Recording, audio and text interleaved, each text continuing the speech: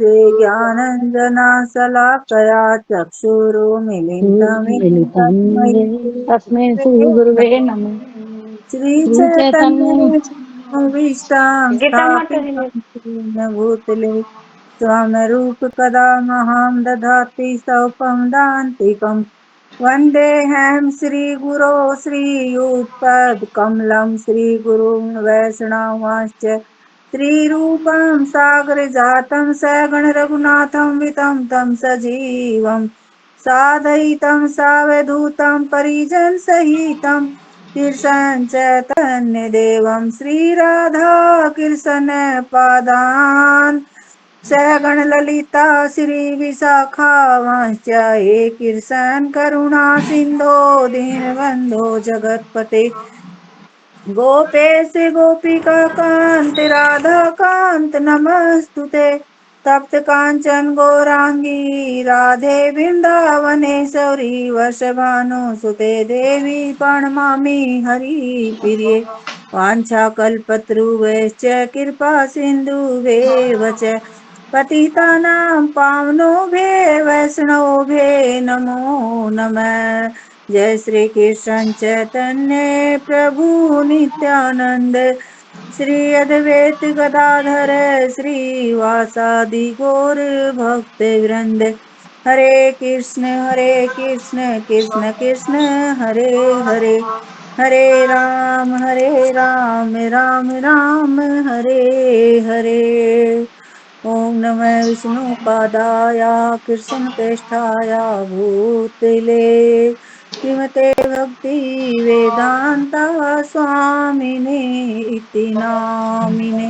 नमस्ते सरस्वते देवे गौरवाणी प्रचारिणे निर्विशेषा शून्यवादी पाश्चात्य देश तारिणे। जय श्री कृष्ण की जय। हरे कृष्ण माता जी, दंडवत प्रणाम सभी भक्तों को। माता जी मेरे को कुछ आता तो है नहीं, पर जो आएगा वो मैं बोल दूंगी और बाकी आप संभाल लेना। माता जी आप घबराओ मत, आप पूरे परफेक्ट हो रहे हो क्लास करने में, करो नहीं माता जी बेझिझक होके। और हमारे ऊपर माता जी है बैठे ना, भी ये बैठे सामने, आप खुद संभाल लेंगे। वो वैसे बोल लेते हैं जब खुद को बोलना होता है ना माता जी, जब थोड़ी घबराहट हो जाती है जब कुछ आता होगा वो भी भूल जाते हैं। ठीक है माता जी, करते हैं सब। श्रीमद् भगवत गीता यथारूप अध्याय 10 श्लोक संख्या 26 और अध्याय 10 में श्लोक हैं 42 और श्रीमद् भगवत गीता में 700 श्लोक हैं और आज हम श्लोक करेंगे 26वां। अश्वत्थ सर्ववृक्षाणां देवर्षीणां च नारद गन्धर्वाणां चित्ररथः सिद्धानां कपिलो मुनि। अश्वत्थ वृक्ष सर्व वृक्षा नाम सारे वृक्षों में, देव ऋषि नाम समस्त देव ऋषियों में, च तथा नारद गंधर्वा नाम गंधर्व लोक के वासियों में, चित्ररथ सिद्धा नाम समस्त सिद्धि प्राप्त हो में, कपिल मुनि। हरे कृष्ण माता जी, कोई कर सकता है। हरे कृष्ण हरे माता कृष्ण। जी, कोटि चरणों में कोटि कोटि प्रणाम। ग्रंथराज श्रीमद् भगवत गीता यथारूप अध्याय 10 और श्लोक संख्या 26। अस्वस्थः सर्ववृक्षाणां देवर्षीणां च नारदः गन्धर्वाणां चित्ररथा सिद्धानां कपिलो मुनि। हरे कृष्ण। हरे कृष्णा माता जी, दंडवत प्रणाम, सभी के चरणों में दंडवत प्रणाम। श्रीमद् भगवत गीता यथारूप अध्याय संख्या 10 श्री भगवान का ऐश्वर्य श्लोक संख्या 26। अश्वत्थ सर्ववृक्षाणां देवर्षीणां च नारद गन्धर्वाणां चित्ररथ सिद्धान्तानां कपिल मुनि। हरे कृष्ण माता जी। हरे कृष्ण माता जी, दंडवत प्रणाम। अध्याय 10 श्लोक संख्या 26। अश्वत्था सर्वे वृक्षाणां देवऋषीणां च नारदा गन्धर्वराणां चित्ररथा सिद्धानां कपिलो मुनि। हरे कृष्ण।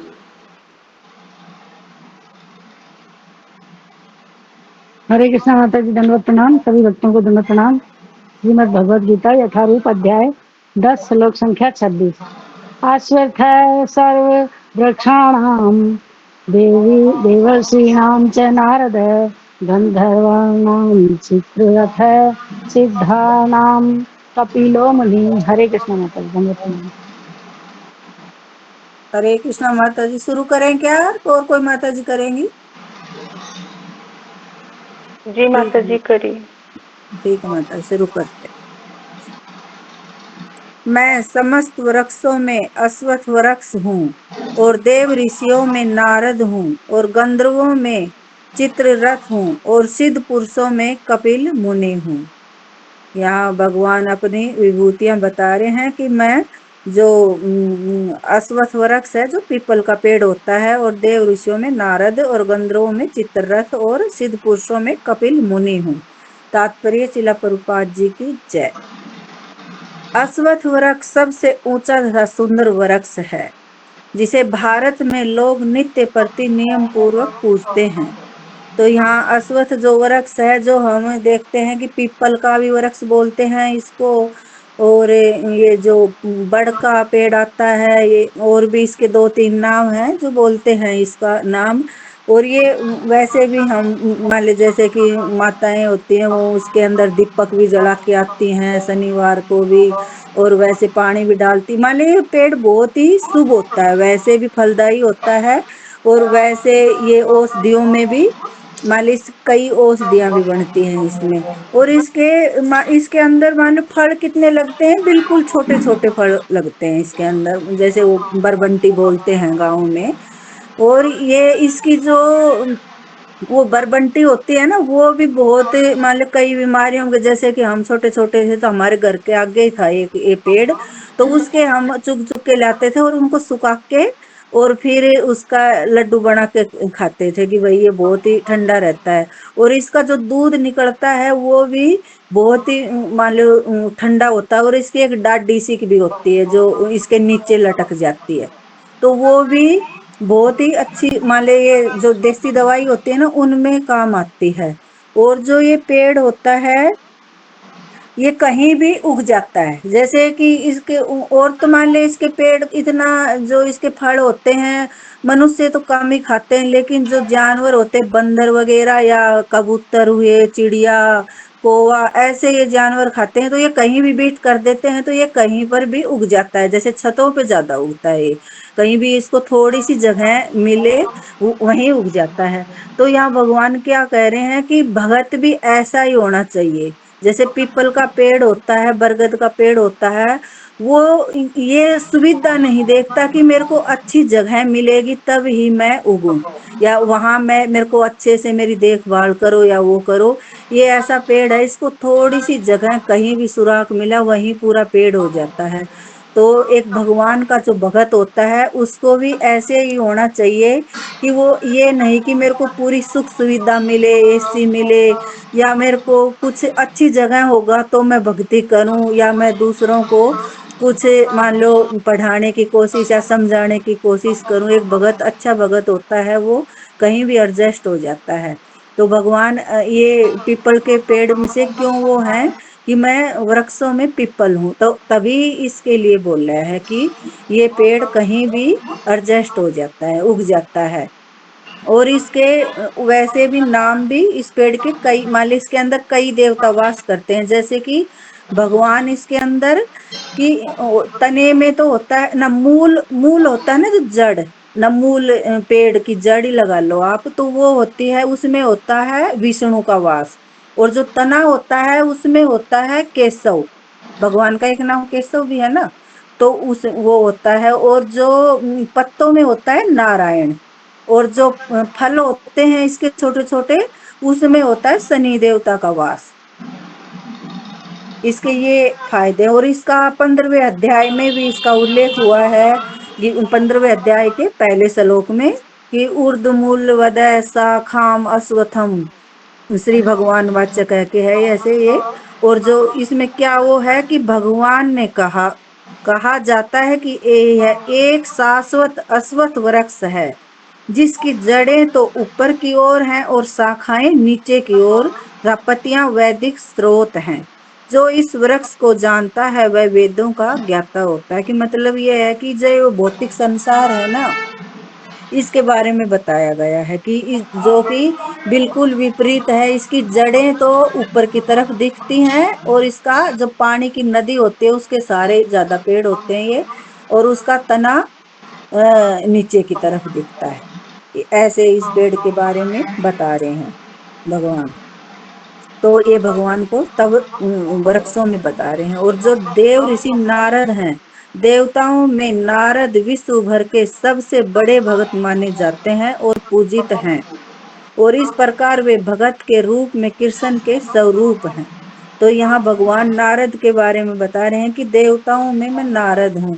नारद मुनि के बारे में हम सब सुनते ही हैं कि नारद मुनि कितने भगवान के मान लो सच्चे भगत हैं। जैसे कि नारद मुनि की ये कथा आती है भागवतम में भी हर जगह कि नारद मुनि की ये दासी पुत्र थे, और दासी पुत्र थे तब इनकी माता जो ये अब चतुर्मास लग रहे हैं ना, तो इस 4 महीनों में जो वहां महावेदांती थे वो आके रुके हुए थे तो उनके लिए खाना बनाते थे।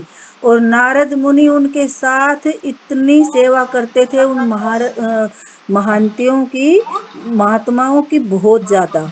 और उनसे कथा सुनना, और उनको उसकी माता खाना बनाती थी उनको परोसना और उनकी सेवा करना।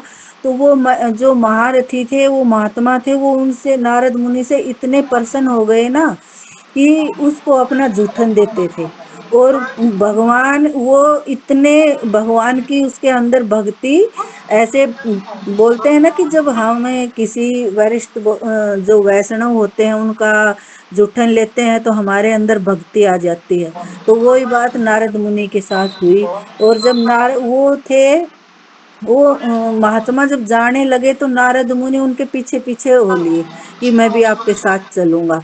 पर जब वो महात्मा बोले कि नहीं, तुम्हारी माँ की जिम्मेवारी तुम्हारे ऊपर है अभी, और तुम अपनी माँ के, मान ली तुम्हारे पिता नहीं है, तुम ही हो, जो पुत्र होता है तो वो ही रक्षक होता है माँ का। तब वो तो चले गए, लेकिन उनका जो नारद मुनि था उसका मन उनके अंदर ही लगा गया कि भाई मैं भी इनके साथ जाता और मैं भी भक्ति करूंगा भगवान की। वो अंदर से थोड़ा माँ से प्रेम तो करता था, लेकिन उसका मन भगवान के अंदर बहुत ज्यादा लग गया था। तो वो मान लो वैसे बाहर से नहीं कह रहा था, लेकिन उसके अंदर मन में थोड़ा ऐसा था कि माँ उसको थोड़ा बोझ सा लगने लगी। बोझ वैसे नहीं लग रही थी, प्रेम तो करता था, लेकिन फिर भी मान लो भगवान से ज्यादा मोह हो गया था। तो उसकी माँ दूध निकालने के लिए गई गाय का, तो उसको सांप ने डस लिया। तो ये सब भगवान की लीला थी, भगवान सांप बन के आए और उसकी माँ को ढस लिया। तो उस टाइम पे नारद मुनि ने क्या कहा कि सौभाग्य से मेरी माँ को सर्प ने डस लिया। और तभी वो वहां से निकल लिए और जंगल की तरफ, नदियों में, पहाड़ों में, और भगवान का चिंतन करते हुए। इतना छोटा बच्चा था, 4-5 साल का ही। और तब उसको वो थक गया और फिर एक पेड़ के नीचे बैठा तो ध्यान किया, तो उन्होंने भगवान उसके हृदय में आकर दर्शन दिया। और तब वो उसको इतनी और लगन हो गई कि वो दर्शन भी कितना दिया, एक थोड़ी सी देर का, कि जैसे हमें किसी चीज कोई मिलती है एक बार या सौपन आता है, तो हमें उसकी जब अच्छा सौपन आता है तो लोलता होती है, जब आंख खुल जाती है कि हमें फिर दर्शन हो उस चीज के। तो नारद मुनि को फिर भगवान की लोलता हुई, तो फिर वो और चलने लगे। और भगवान, लेकिन फिर भगवान ने उनको दर्शन नहीं दिए, भविष्यवाणी करी कि अब इस जन्म में तेरे को एक बार ही दर्शन मिलेंगे और तू मेरी भक्ति में मान ले कर, लेकिन मैं अब दर्शन नहीं मिलेंगे आपको इस जन्म में। और फिर भगवान दोबारा जन्म हुआ नारद मुनि का, जो कि ब्रह्मा जी के 9वें पुत्र थे शायद। और फिर उनको भगवान ने तीनों लोकों में वो दे दिया कि कहीं भी आप अपनी वीणा लेके जा सकते हो। और भगवान का इतना प्रचार करते थे कि हमेशा। और जो नारद मुनि थे उन्होंने कितने भगत बनाए, जो शुद्ध थे उनको भी और जो शुद्ध नहीं थे उनको भी। जो कि इतने लोगों को उन्होंने, जैसे कि ये था मरगारी था, ये कितना वो था, एक उंगली काट बताते हैं। जो इतने मान ले जो मरगारी था वो तो अधमर्या करके छोड़ता था जानवरों का। ध्रुव महाराज, प्रहलाद, ये कितने ही थे जो कि इनको, जो ध्रुव महाराज था ना, जो प्रहलाद था, उनको तो पेट में ही था तभी उसकी माँ को शिक्षा दी थी, उसी से वो देख लो इतने बड़े शुद्ध भगत बना दिए। और कितने ही इन्होंने इतना प्रचार किया भगवान का।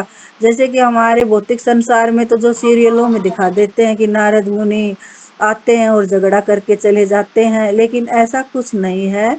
नारद मुनि भगवान के शुद्ध भगत है। और कि जब ही तो बता रहे हैं देवताओं में मैं नारद मुनि हूँ।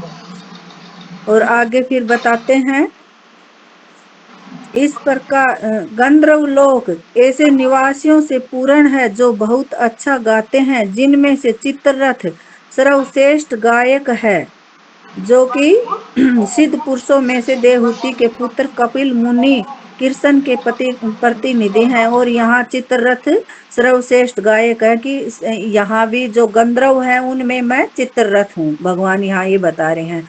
चित्ररथ कौन थे? जो कि गंधर्व लोक में रहते थे कि, और नारद मुनि भी पहले गंधर्व लोक में ही थे, लेकिन उनको दोष के कारण कि उन्होंने ऐसा कुछ स्त्री पुरुष के बारे में कुछ गाना गा दिया था, तब इनको वो श्राप के कारण इनका दासीपुत्र को जन्म हुआ था। और जो ये चित्ररथ था ये बहुत ही सर्वश्रेष्ठ गायक था, इससे भगवान बहुत ही प्रसन्न हुए थे। और जब इनके बारे में बता रहे हैं कि गंधर्व लोक में मैं चित्ररथ हूँ। और सिद्ध पुरुषों में से देवहूति के पुत्र कपिल मुनि कृष्ण के प्रतिनिधि हैं, वे कृष्ण के अवतार माने जाते हैं। इनका दर्शन भगवत में उल्लेखित है। बाद में भी एक अन्य कपिल प्रसिद्ध हुए, किंतु वे नास्तिक थे, अतः इन दोनों में महान अंतर है। तो यहाँ कपिल मुनि के बारे में बता रहे हैं, जो कि देवहूति के पुत्र थे। जो देवहूति माता थी ये इसके कंद्रव मुनि की पत्नी थी, जो कि एक राजा की, पता नहीं इनके पिता का तो क्या नाम था, माता जी बताएगी, मैं भूल गई। तो उनकी वो थी ये। और ये जो वो थे कंद्रव मुनि बहुत ज्यादा तपस्वी थे, और इनके साथ इनकी शादी कर दी गई थी। और फिर वो शादी करते ही ऐसे जंगल में निकल गए अपनी तपस्या करने के लिए। आजकल तो सीधा तलाक हो जाए ऐसे कर दें तो। और इन्होंने कितने हजारों सालों तक अपने पति की इतनी सेवा करी थी, बहुत ज्यादा सेवा करी थी। तब एक बार इनकी आंख खुली, इन्होंने देखा तो ये पहचाने भी नहीं कि आप कौन हो। जब इन्होंने बताया कि मैं आपकी पत्नी हूँ, ऐसे ऐसे आप शादी करते ही आ गए थे, तब इन्होंने, इनके पास इतनी योग सिद्धि थी। इन्होंने एक जो ये क्या बताते हैं नाम भूल गई मैं, वो प्रकट माता जी बताएगी, नाम भूल गई। जो अपने उसी से एक बहुत बढ़िया महल, और सभी दास दासियां, इतने सेवक सब आए थे। मान लो वो अपनी योग शक्ति से कर दिए थे प्रकट। और फिर इन्होंने जो कपिल ये थे कंदरक मुनि, इन्होंने अपनी पत्नी से पूछा तब कि आपकी क्या इच्छा है बताओ। तब इन्होंने इच्छा करी कि मेरे को संतान उत्पत्ति करनी है। तब पहले इनके 9 लड़कियां हुई, और फिर 10वीं संतान इनको कपिल मुनि हुए, जो कि भगवान के रूप में। और कपिल मुनि ने, भगवान ने अपनी माता को ये जब कि ये सारी चीजें बताई कि जब बच्चा पेट में होता है तो उसे कैसे, मान लो वो होता है कि कैसे मान लो ये सारी चीजें पेट में था, तभी इनको ज्ञान दे दिया था कि न पेट में था जब नहीं, कि बाद में जब इनके पिता चले गए थे तब इन्होंने आत्मा का और ज्ञान का, और जो आत्मा ज्ञान और इनकी सारी चीजों का ज्ञान दिया था कि ये मन होता है ना, ये सबसे चतुर होता है, तो मन को कैसे कंट्रोल किया जाए, ये सारी चीजें कपिल भगवान ने अपनी माता देवहूति को ये सारा ज्ञान दिया था। और ऐसे जब ये और पेट में बच्चे की ग्रोथ कैसे होती है, और माता जी बता देगी ये सारी चीजें। मेरे को तो इतना ही आता है। हरे कृष्णा माता जी, और आप समझा देना। मेरे को तो थोड़ा ऐसा कोई श्लोक तो मिला नहीं, वैसे ये थोड़ा बहुत सुना हुआ था, यही मैंने बताया है। और अगला श्लोक करें क्या? जी माता जी। ठीक। श्लोक संख्या 27। उज्जयी सर्व समय उज्जयी सर्व सम अस्वनाम विधि मामे अमृत उद्वम ऐरावतम गजेन्द्रानाम नराणाम च नराधिपम। हरे कृष्णा माता जी, और कोई माता जी कर सकती है? हरे कृष्ण माता जी, दंडवत प्रणाम। श्लोक संख्या 27। उज्जव सम अश्वानां विद्धि माम अमृत उद्वम ऐरावतं गज इंद्रियाणां नाराणां च नर अधिपम। हरे कृष्ण माता जी, दंडवत प्रणाम। हरे अधिपम। कृष्णा माता जी। हरे कृष्ण। हरे कृष्णा माता जी, दंडवत प्रणाम। सभी भक्तों को दंडवत प्रणाम। श्रीमद् भगवद गीता यथारूप अध्याय 10 श्लोक संख्या 27। उज्जयन सर्व सर्वाणाम विद्धि मामृतो भगवतम भगवत्वम एव ऐरावतम गजेन्द्राणाम नारायणाम च नराधिपम। हरे कृष्ण माता जी। हरे कृष्णा माता जी। सभी भक्तों के चरणों में कोटि कोटि प्रणाम। ग्रंथ का श्रीमद् भगवद गीता यथारूप अध्याय 10। अध्याय का नाम है श्री भगवान का ऐश्वर्य। श्लोक संख्या 27। पूज्य सर्वा आश्वानां विद्धि माम अमृतो उद्धवम् ऐरावतं गजेन्द्राणां नराणां च नराधिपम्। हरे हरे हरे कृष्णा माता जी। माता जी करो अपना। हरे कृष्ण माता जी प्रणाम। अध्याय 10 श्लोक संख्या 27।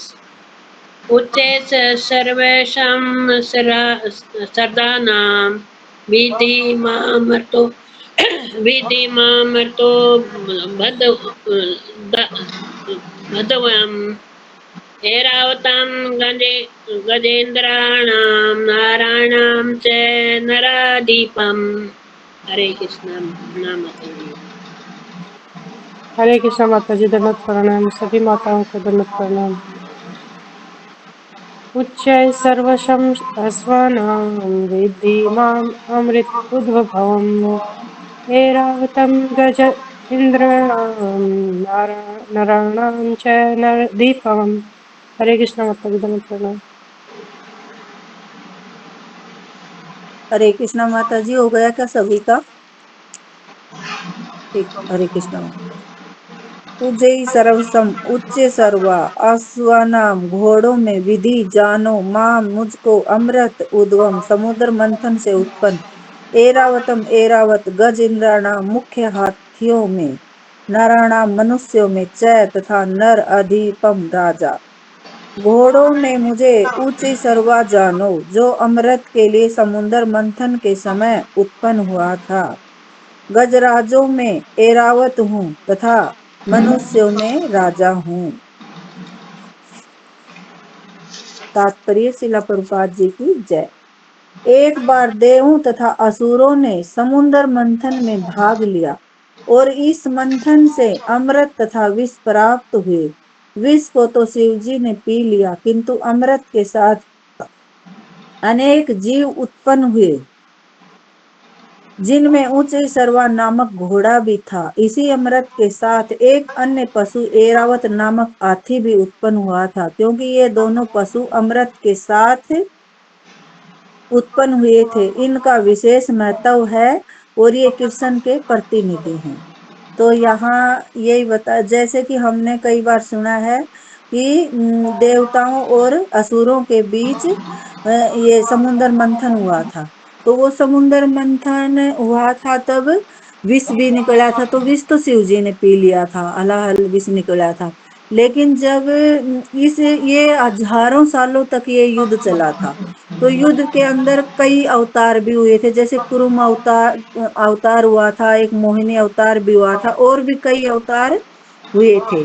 और जो कि ये युद्ध, ये इसमें जो भगवान ने कश्यप रूप भी धारण किया था, और वो कैसे भगवान की पीठ पर बैठ गए थे, ऐसे कुछ कई हुआ था। और जैसे कि वासुकी को रस्सी बनाया गया था, और मंदराचल को रोड बनाया गया था, और फिर समुद्र मंथन हुआ था। तो उसमें से मंथन हुआ जब एक गजराज हाथी भी मान ले वहां से ही निकला था, और एक एरावत, उस हाथी का नाम था एरावत। और जो उसको मिला था वो बलि महाराज को, लेकिन उसने इंद्र ने छीन लिया था बलि महाराज से। और एक घोड़ा भी निकले थे, वो भी बहुत ही शक्तिशाली था, और वो हाथी था, वो सफेद रंग का था, और उसके भी चार चार मुख बताते हैं, वो बहुत ही ताकतवर था वो हाथी। और जो घोड़ा निकला था, वो भी उसके 7 मुख थे घोड़े के, और वो भी बहुत ही शक्तिशाली था। और ये दोनों चीजें थी शायद उसी के पास, इंद्र के पास ही थी। और इंद्र जब किसी उस इंद्र के साथ जब किसी का युद्ध होता था, जो शक्तिशाली होता था वो युद्ध करता था। तो ये हाथी और जो ये घोड़ा था, ये युद्ध, जो ये हाथी था ये युद्ध करता था। मान लिया हाथी को ही आगे कर दिया जाता था युद्ध करने में, तो वो बेचारा गिर भी जाता था, तो फिर उठ के फिर इंद्र के इनकी मान ले उसकी सहायता करता था इंद्र की। और ये हाथी जो कि इंद्र के साथ एक बार वृत्तासुर का भी युद्ध हुआ था, तब भी उन्होंने इस हाथी के ऊपर ही अटैक किया था। लेकिन फिर उठ के और फिर उन्होंने युद्ध करना शुरू कर दिया था, ऐसे करके। और जो एरावत जो ये एक बार जब इसमें ये हुआ था, ये क्या नाम है, नाम भूल जाती हूँ मैं। ये गोवर्धन में जब भगवान ने गोवर्धन उठाया था, तो उनकी बोला कि इंद्र की पूजा होती थी, तो इंद्र की पूजा होती थी, तब वो भगवान कृष्ण बोले कि नहीं, अब की बार गोवर्धन की पूजा करेंगे। तो भगवान ने और वो सब ग्वाल बाल 8 दिन तक, फिर इंद्र को पता चला ऐसे कि भाई वो तो उसकी पूजा कर रहे हैं और मेरे को किसी ने पूछा तक नहीं। तब भगवान ने 8 दिन तक वो उठाए रखा था गोवर्धन। तो इंद्र ने इतनी वर्षा करी थी, इतनी वर्षा करी थी बहुत ज्यादा, लेकिन फिर इंद्र को समझ आया कि ये कोई साधारण आदमी नहीं है, ये तो स्वयं भगवान श्री कृष्ण ही है। तब वो खुद तो माफी मांगने के लिए उसको शर्म सी लग रही थी, तब फिर वो अपने हाथी को लेके गया, और हाथी को जो सूंड से उसने भगवान का जो पानी और जो भी अभिषेक का सामान होता है, तो वो अभिषेक करने के भगवान का अभिषेक किया उससे, हाथी के सूंड से।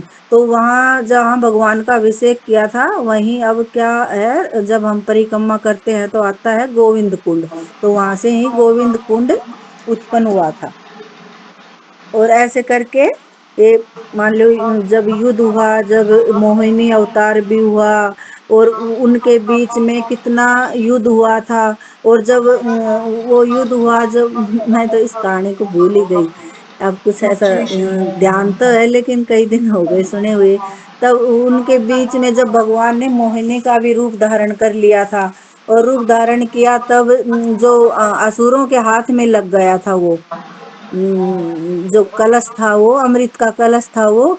तब फिर भगवान ने मोहिनी का रूप धारण किया, जब वो सारे असुर उनकी तरफ हो लिए थे, मोहिनी की तरफ भाग लिए, और देवताओं ने वो अमृत पी लिया, तब वो देवता ताकतवर हो गए थे। ऐसे कुछ ये कहानी है, माता जी बताएगी, मेरे कुछ दिमाग से निकल गई है। मनुष्यों में राजा कृष्ण का प्रतिनिधि है, क्योंकि कृष्ण ब्रह्मांड के पालक हैं, और अपने दैवी गुणों के कारण नियुक्त किए गए राजा भी अपने राज्यों में पालन करता होते हैं। जैसे महाराज युधिष्ठिर, महाराज परीक्षित तथा भगवान राम जैसे राजा अत्यंत धर्मात्मा थे जिन्होंने अपनी प्रजा का सदैव कल्याण सोचा। वैदिक साहित्य में राजा को ईश्वर का प्रतिनिधि माना गया है, किंतु इस युग में धर्म की हवास होने से राजतंत्र का पतन हुआ और अनंत विनाश हो गया। किंतु यह समझना चाहिए कि भूतकाल में लोग धर्मात्मा राजाओं के अधीन रहकर अधिक सुखी थे।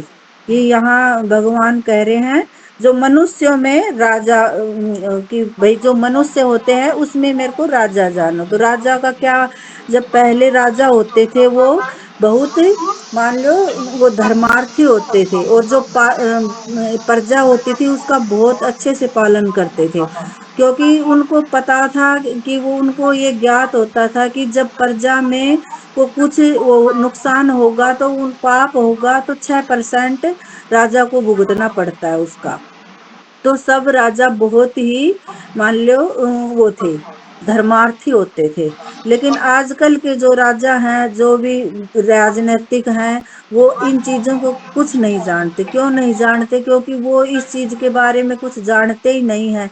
वो सिर्फ जानते हैं कि भाई अब वोट लेने के लिए जाना है, वहां जाना है, तो वो कुछ, वो बड़ी बड़ी बातें, वो भी भौतिक चीजें कि रोड अच्छे हो जाएंगे, ये हो जाएगा, वो हो जाएगा, लाइटें अच्छी होंगी, मान ली, ये सब भौतिक चीजें ही बताते हैं और कुछ नहीं बताते। लेकिन पहले वाले जो राजा थे, जैसे राजा भरत था, कितने 400 साल तक राज्य किया था, लेकिन फिर भी वो मान लो वन में चले जाते थे, लेकिन वो प्रजा को कभी भी ये नहीं था कि उनको गलत शिक्षा दे, और सब प्रजा को अच्छे से अच्छी शिक्षा देते थे। और जैसे कि यहाँ बता रहे हैं युधिष्ठिर महाराज थे, वो भी कितने सत्यवादी थे और प्रजा का कितना ध्यान रखते थे। और महाराज परीक्षित ने एक बार जब कलयुग आया था तो उसका कितनी उसकी वो करी थी, लेकिन फिर भी कलयुग ने प्रवेश दिया तो उसको क्या कहा कि भाई तेरे को अच्छी जगह नहीं मिलेगी। जब कलयुग, भगवान जो परीक्षित महाराज थे उनके चरणों में लौट गए थे कि नहीं महाराज मेरे को थोड़ी सी तो जगह दो, तब भी उन्होंने कैसी जगह दी थी कि जैसे कि जो कोई दारू पिएगा, नशा करेगा, वो जगह दी, मान लो चारों चीज बुरी बुरी दी थी। तब परीक्षित महाराज, वो कलयुग, फिर भगवान महाराज परीक्षित से प्रार्थना करने लगे, तब उन्होंने सोने में जगह दी थी। तो सोना भी कौन सा दिया था कि जो कि वो जो पाप से कमाया हुआ सोना होता है ना, उसके अंदर जगह दी थी जब थोड़ा कलयुग का प्रवेश हुआ था। लेकिन वो अच्छी जगह नहीं दी थी कि जहाँ पूजा पाठ होगी, हरे कृष्ण महामंत्र होगा, वहां कलयुग की कोई जगह नहीं है। और ऐसे ही भगवान राम थे, भगवान राम का राज्य में कोई ऐसी चीज नहीं थी, और भगवान खुद अपनी प्रजा में चक्कर लगाते थे वेश बदल कर कि कोई मेरी प्रजा में कोई गलत काम तो नहीं कर रहा है। तो और वो थे, एक और भी थे राजा जो कि एकादशी का व्रत करवाते थे पूरी प्रजा से, हैं, और पहले दिन, एकादशी से पहले दिन ही ढिंढोरा पिटवा देते थे कि कोई कल अन्न नहीं खाएगा। तो ऐसे जो राजा होते हैं तो वो देश का उद्धार होता है। लेकिन आजकल के जो राजा हैं वो ऐसे नहीं हैं। तो यही बताया गया है इसके अंदर माता जी, और आप समझा दो अच्छे से। हरे कृष्णा माता जी, दंडवत प्रणाम। सभी भक्तों को गलती तो मेरे से काफी होती है, माफ करना मुझे। हरे कृष्णा माता जी, बहुत बहुत धन्यवाद आपका। बहुत अच्छे से आपने इस श्लोक को एक्सप्लेन किया। तो एक बार सब अनम्यूट करके माता जी का धन्यवाद करेंगे हरे कृष्ण महामंत्र बोल के। हरे कृष्णा हरे कृष्णा कृष्ण कृष्ण हरे हरे कृष्णा हरे कृष्णा हरे कृष्णा राम कृष्णा हरे हरे हरे हरे राम राम हरे राम। हरे हरे। तो हरे बहुत कृष्णा धन्यवाद माता माता जी, जी, कोई दंडवत इसमें प्रणाम। कमी नहीं है आपका बहुत बहुत धन्यवाद। कि मुझे इसमें कुछ बताना पड़ेगा। हरे कृष्ण माता जी, हरे जी कृष्णा, हरे कोटि कोटि कृष्णा। प्रणाम। तो जैसे आज का श्लोक हमने देखा कि मैं समस्त वृक्षों में अश्वत्थ वृक्ष हूँ और देवर्षियों में नारद हूँ। तो अश्वत्थ वृक्ष को कुछ कहीं जगह पर वट वृक्ष भी बोलते हैं, लेकिन कहीं जगह पर पीपल भी बोलते हैं। तो ज़्यादातर इसमें पीपल का ही आएगा इसमें, क्योंकि जो ये वृक्ष है इसकी पूजा करते हैं लोग, नियमित रूप से पूजा करते हैं और ये कहीं भी उग जाता है। तो आप सबने देखा होगा कि जो पीपल का वृक्ष है वो कहीं पर भी उग जाता है, नाली में भी, जहाँ तक कि हमने कई बार देखा कि नाली है जैसे हमारे घर के साथ में, वहाँ भी पीपल का वृक्ष अपने आप ही उग जाता है, कोई उसको लगाता नहीं है, अपने आप ही उग जाता है। तो इससे हम यही अंदाजा लगा सकते हैं कि पीपल का वृक्ष ही है, क्योंकि वट वृक्ष को तो हमने देखा नहीं है ऐसा। और ये कहते हैं बहुत ही सुंदर होता है, लंबा होता है ये, और ये सबसे ज्यादा ऑक्सीजन छोड़ता है ये। जैसे आमतौर पर जो पौधे हैं, पेड़ हैं, वो कार्बन डाइऑक्साइड छोड़ते हैं, लेकिन ये ऑक्सीजन छोड़ता है, कुछ ऐसा इसका है बताया गया है। तो इसलिए भगवान कह रहे हैं कि ये सबसे ऊंचा है, और सबसे जो है इसे दवाइयों में भी प्रयोग किया जाता है, और ये ऑक्सीजन भी छोड़ता है, और ये सुंदर भी होता है, ये अपने आप ही उग माता जाता जी, है। हरे कृष्ण। माता जी, सारे पौधे ऑक्सीजन छोड़ते हैं, कार्बन डाइऑक्साइड लेते हैं। अच्छा, मैं गलती से बोल गई माता जी, साइंस पढ़े काफी दिन हो गए ना, मेरे दिमाग में यही आया। मतलब सबसे ज्यादा छोड़ता है, फिर ये होगा ना ऑक्सीजन सबसे, मतलब ये लिखा है इसमें कि पीपल पीपल के का बारे में 24 तो घंटे ऐसा सुना ऑक्सीजन है कि छोड़ता है, 24 घंटे ऑक्सीजन छोड़ता है माता जी। तो कुछ तो खास होगा इसमें, ये बताइए। जितना की किताब है ना मेरे पास, उन्होंने बता रखा है इसमें कि जो ये पेड़ है ये 24 घंटे ऑक्सीजन छोड़ता है, और ये कहीं पर भी अपने आप ही उग जाता है, और इससे बहुत सारे रोग जो है नष्ट होते हैं, इन दवाइयों में इसमें काम लिया जाता है। और यदि इसको हम काट देते हैं ना पीपल के वृक्ष को, तो कहते हैं ब्रह्म हत्या के समान पाप लगता है इसको काटने से। तो इस पौधे को हमें कभी काटना नहीं चाहिए। अगर कहीं पर ये ऐसी जगह पर उग गया है कि इसको उखाड़ना जरूरी है, तो ये कि हम इसको उखाड़ के कहीं दूसरे स्थान पर लगा सकते हैं, लेकिन हमें इसे उखाड़ना नहीं चाहिए जहां तक हो सके। लेकिन अब मजबूरी है, कहीं ऐसा माता है जी, कि इसकी लकड़ी भी, हाँ, इसकी लकड़ी तो जलाने में इसको भी नहीं हम लेते वहां हम से लोग। उखाड़ करके उसको दूसरी जगह पर लगा दें। इसको ये ना कि बस तोड़ ताड़ के फेंक दे, ऐसा ना करें, तो किसी दूसरी जगह पर लगा सकते हैं। और इस वृक्ष के नीचे बैठकर श्री कृष्ण के नाम का जप करना चाहिए। तो ये जप करने के लिए भी बहुत वो बताया है अच्छा। और जैसे कि माता जी ने बताया है इसके बारे में, तो ये तो मैंने कहीं नहीं पढ़ा, जो माता जी ने बताया कि कितने देवताओं का वास है इसमें। जैसे कृष्ण का बताया इन्होंने तना है, और जड़ का कुछ ऐसे हाँ बताया। माता जी, ऐसा है, हाँ हाँ, तो ऐसा होगा है। माता जी ने भी कहीं से लिया होगा ये, तो नहीं बहुत अच्छा माता जी ने नहीं, बताया इसको। हमने भी पढ़ा था माता जी। तो इसलिए भगवान इसलिए यहाँ पर कह रहे हैं अर्जुन को कि ये मेरी विभूति है। यानी जो भी कोई चीज स्पेशल है ना, वो भगवान की विभूति है। जैसे कि फिर इसमें बताया कि देवर्षियों में नारद है। अब नारद जो है भगवान के शुद्ध भक्त है। जैसे माता जी ने आपको पूरी कथा सुनाई नारद जी की, किस प्रकार से नारद जी बने। तो नारद जी ऐसे हैं कि वो किसी भी लोक में जा सकते हैं, उन्हें किसी की आज्ञा नहीं लेनी पड़ती, कि वो पाताल लोक हो, चाहे पृथ्वी लोक हो, चाहे कोई भी लोक हो, हर जगह जा सकते हैं, लेकिन और सभी हर जगह नहीं जा सकते। लेकिन नारद को ये, नारद के अंदर विशेषता है, यानी उसको ये कहने लगे कि कोई वरदान है कि वो कहीं पर भी जा सकते हैं, चाहे वो उच्च लोक हो, निम्न लोक हो, पृथ्वी लोक हो, कहीं पर भी जा सकते हैं। क्योंकि नारद जो है जहाँ पर भी जाते हैं भगवान का ही गुणगान करते हैं, हमेशा वीणा उनके हाथ में रहती है, और नारायण नारायण हमेशा करते रहते हैं। यानी बहुत ही शुद्ध भक्त हैं भगवान के। लेकिन सीरियलों में जैसे कि उनको एक हास्य कलाकार के रूप में दिखाया जाता है, तो ये बड़ा गलत है। तो नारद जी जो जितने भी जो, जैसे प्रहलाद महाराज है, ध्रुव महाराज है, मृगरारी है, इन सबको उन्होंने ही संदेश दिया है, देवर्षि नारद ने ही, कि भगवान की भक्ति में उनको लगाया है। तो इसलिए उन भगवान यहाँ पर यही कह रहे हैं कि देवर्षि में मैं नारद हूँ, यानी वो देवताओं में देव भी हैं और ऋषियों में ऋषि भी हैं, इसलिए उनको देवर्षि कहा गया है। फिर एक गंधर्व में मैं चित्ररथ हूँ। और चित्ररथ जो है वो क्या है, गंधर्व है, यानी बहुत अच्छा गाते हैं वो। तो एक बार क्या हुआ था कि एक बार जब ये पांडव जो थे वो गए हुए थे, तो पांडव वहां पर कुछ गंधर्व जो है स्नान कर रहे थे नदी में। तो पांडवों को भी वहां पर जो है पानी की आवश्यकता थी। तो पांडव किसके साथ थे, माता कुंती के साथ थे। तो माता कुंती देवी को आगे करके पांचाल देश की ओर जा रहे थे, जहां जिस समय वे रास्ते में रात्रि के गंगा जी को पैदल चलते पार कर रहे थे, उसमें स्त्री उसका विहार करते चित्ररथ गंधर्व ने पांडवों के ऊपर आक्रमण किया। यानी वो वहां पर स्नान कर रहे थे, और वो भी सब अपनी माता के साथ पांचाल देश की तरफ जा रहे थे। तो फिर अर्जुन ने क्या किया कि उनको हरा दिया।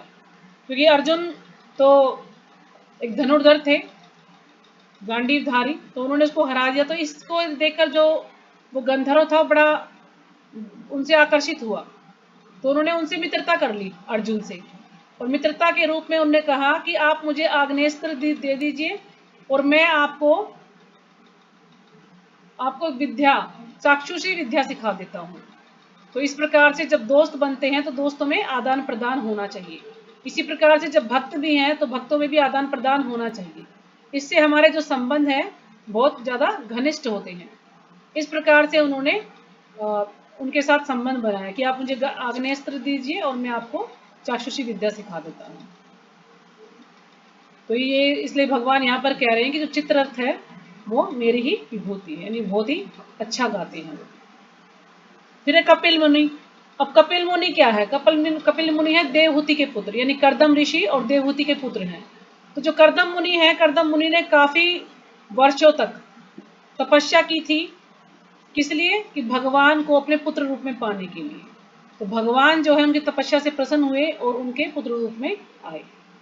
देवहूति माता की जैसे कि कथा सुनाई है माता जी ने, कि देवहूति माता स्वयंभू मनु की पुत्री थी और इतनी सुंदर थी, बहुत सुंदर थी और बहुत संस्कारी थी।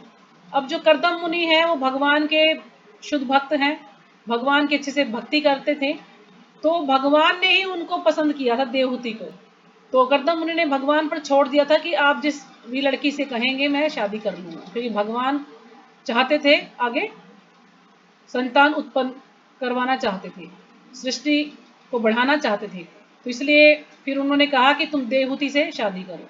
तो भगवान ने ही उनको चुना था। तो फिर कर्दम मुनि ने बिना कोई सवाल किए उनसे शादी कर ली। और देवहूति जो थी इतनी मतलब संस्कारी थी, उन्होंने इतनी सेवा की, कर्दम मुनि की इतनी सेवा की। एक रानी, एक राजकुमारी थी और वो वहां पर आकर ऋषि के पास रही, वहां पर कोई सुविधा भी नहीं है। और तब उनकी सेवा करते करते वो बिल्कुल ऐसी लगने लगी जैसे कि बिल्कुल बूढ़ी हो गई है। उसका जो रूप था वो बिल्कुल धूल में मिल गया, ऐसा हो गया बिल्कुल। तो जब कर्दम मुनि तपस्या पूरी हुई तो कर्दम मुनि ने आंखें खोली तो उन्होंने पहचाना ही नहीं उनको। फिर बाद में उन्होंने कहा कि मैं आपकी पत्नी हूँ। तो ये देखकर कर्दम मुनि बड़े उनसे जो है खुश हुए और बड़े आकर्षित हुए कि तुमने जो है बिना कुछ कहे मेरी इतनी सेवा की है।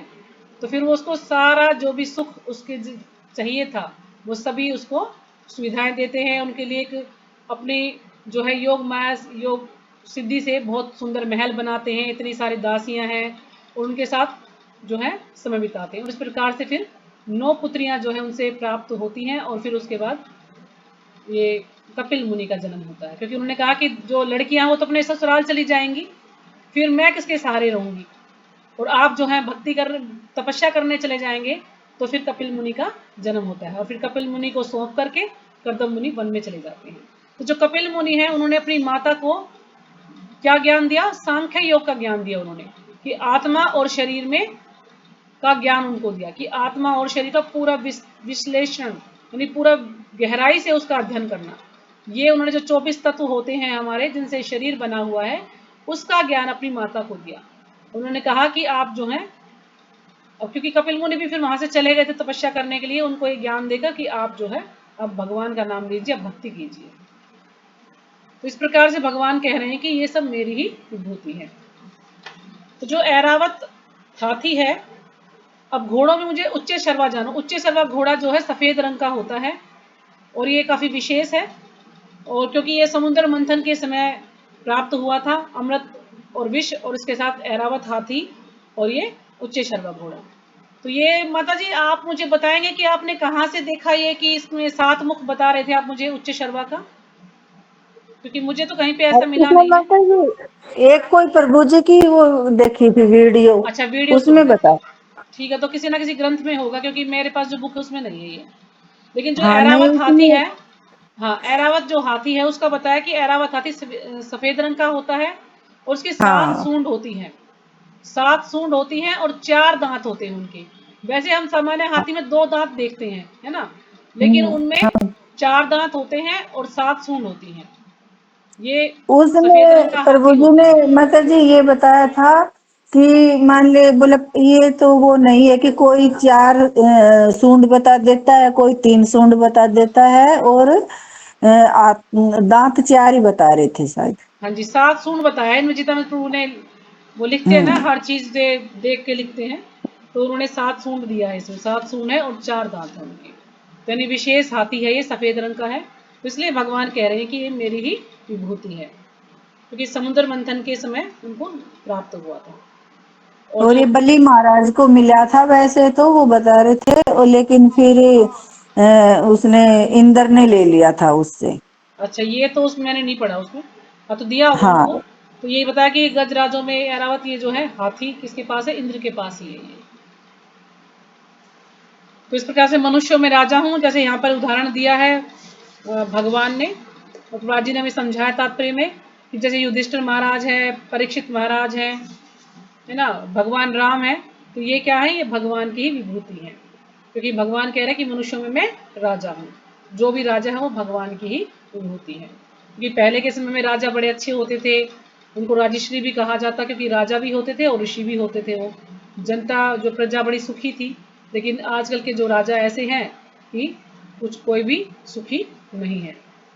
बहुत कम लोग हैं जो कि सुखी हैं, ज़्यादातर दुखी ज़्यादा है, सुख बहुत कम है। क्योंकि आजकल के नेता ऐसे ही हैं, वो सिर्फ अपना भला करते हैं, दूसरों का भला कम ही कर पाते हैं। तो ठीक है, यहीं पे विराम करते हैं। और इसके अलावा किसी कुछ समझ नहीं आया है तो पूछ सकते हैं। वैसे तो माता जी ने बड़े अच्छे से समझा दिया था इसको।